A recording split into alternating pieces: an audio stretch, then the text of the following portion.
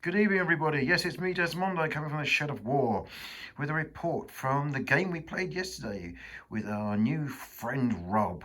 Rob's from Australia and he's doing a European tour, and not only doing some wargaming, but also he's done some riding around with reenactors. He's going to be doing a fantastic tour of Europe, looking at various battlefield sites. Anyway, Rob was great to have over.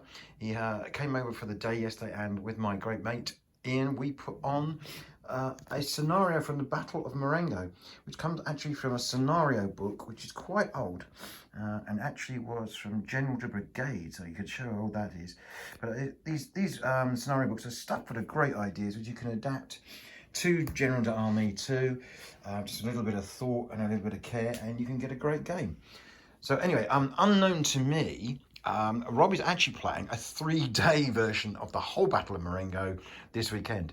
But I put this one up thinking that he really enjoyed this type of battle from the late revolution, before the Empire.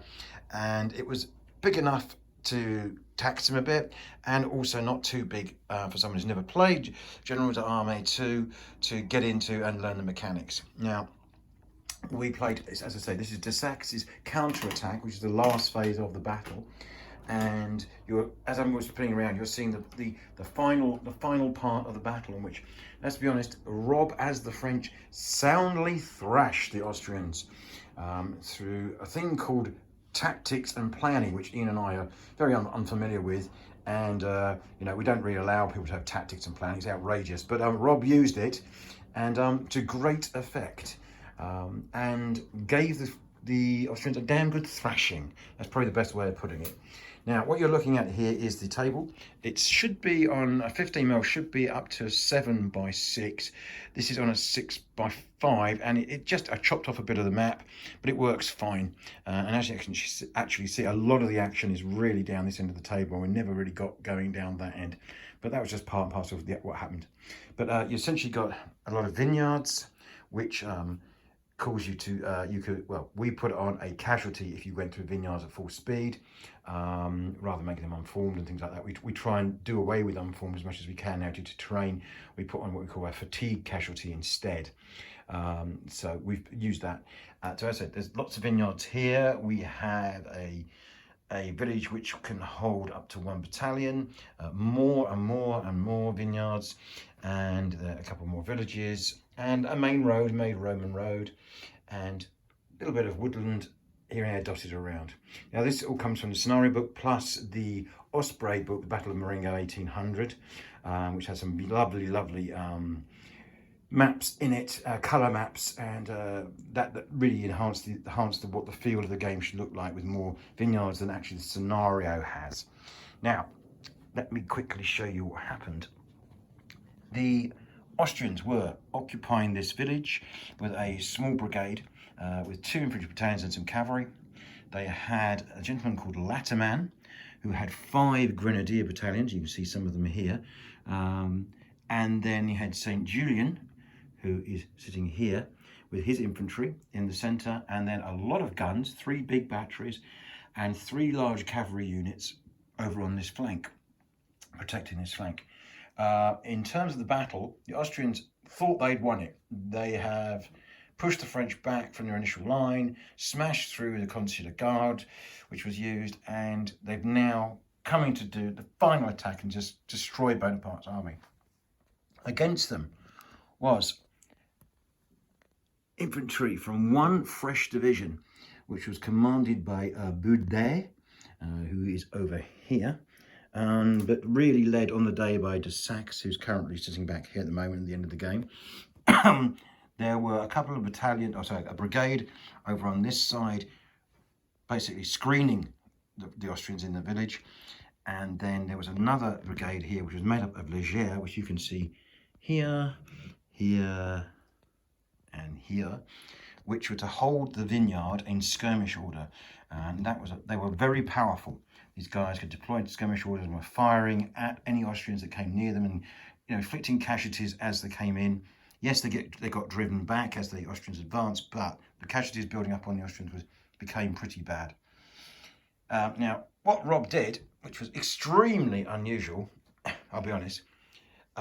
He had his guns in the front line because they've been obviously been firing at the Austrians as they're coming towards them. And Iain was anticipating an artillery duel and then infantry closing, and maybe the cavalry would come in. And what actually happened was that Rob pulled his guns out of the line and withdrew, and he called it his Agincourt strategy.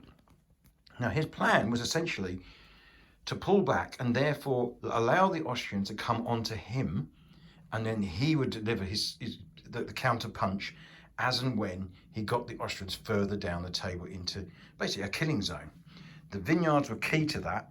He wanted the Austrians to try and clear that and get smashed up and messed up, marching through it, getting these fatigue casualties, and generally just breaking down and slowly disintegrating as the firing goes in. Now, Iain, to be honest, he had to follow his orders, which was to destroy the French because they thought they'd won the battle, the Austrians, and it just didn't work out. The guns were destroyed over the course of the day by successful French cavalry charges, which there were some absolutely blinding dire results for the melees, and the guns were wiped out. You can see there's only one battery out of the 3 left, and that's in a right state, trying to figure out what to do next. The Austrian cavalry just did not have a good day. Let's be perfectly honest. Right?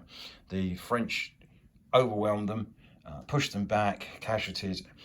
No one was destroyed, but they were just in a generally bad way while fighting. The St. Julian in the centre, his troops, which were already tired from the earlier parts of the battle, just couldn't handle being attacked in such a concentrated way by Boudet's division, and the firepower and artillery fire just overwhelmed them. They stood as long as they could. You can see there's one battalion streaming back, and the brigade is faltering and is not in a good way. Latterman's grenadiers just got sidetracked. You can see, for whatever reason, rather than all of the 5 battalions in there, which are grenadiers, which are good veterans, steaming forward and trying to break forward, they too have been distracted and are attacking the village, which has been lost, while the rest are sort of meandering off on their own and will be surrounded very soon and cut off. So the command and control of this battle really fell apart as the Austrians progressed. Now, this is no reflection upon Iain. This is a reflection upon his absolutely fantastic command and control rules. And that reflects the abilities of commanders, the structure of the command system, and tries to attempt to show how the French command system obviously had better commanders, but also had a more flexible way of responding to problems. The Austrians didn't have as many good commanders, or the commands were okay, but the command system was very limited and very, it didn't have much flexibility in it at all, as we know. Now, the way that Iain's command system works, which I won't go into too much details now because I know he wants to sort of publish it if he can, this limits to what each CNC can do. The French CNC has more flexibility, more ability to issue orders. The Austrians can issue orders, but they ran out of the ADCs they need to go and implement that, and at crucial times. So Austrians are always fighting the French command system as well as their troops. So as a game to reflect that, it was superb. It was absolutely superb. The Austrians were struggling to respond to what was happening in front of them. Totally unexpected, with the guns being withdrawn and the French seemingly not going on the offensive rather than sitting and trying to hold the line. Of course, the Austrians commanders, their orders were very clear: sweep the French, defeat the French from the field. And the game, as I said, was absolute blinder. Rob played extremely well. He had some very interesting die rolls at really crucial times. We thought the worm had turned about after lunch, with Iain getting a series of initiative rolls, but he just couldn't get it across the line. And I think he would really realise that the writing was on the wall probably about 3/4 of the way through the game. He knew he was in trouble, and he had to try one last thing, which was this grenadier attack here to try and at least break one of the French brigades and put some pressure on. But it wasn't to be. So huge thanks to Iain for coming along and playing the Austrians. Thank you, Rob. I know you enjoyed yourself. We had a fantastic debrief afterwards. and a couple of beers and a chat about the days in Oz and all over the place. But cracking little scenario. If you can find it, put it on the table and play it. It's a real challenge, and it's deliberately so, because you're fighting a battle some way through already, where troops are tired, and that's reflected in the scenario, the way it's set up. It's heavily raining here now, and the weekend's going to be pretty miserable, I think. So I'm going to be working on painting some figures, but mainly doing terrain for... Yes, more winter terrain, more trees are going to be done, because I need more trees to do woodland. I've got lots of pine trees, but I've hardly got any deciduous trees.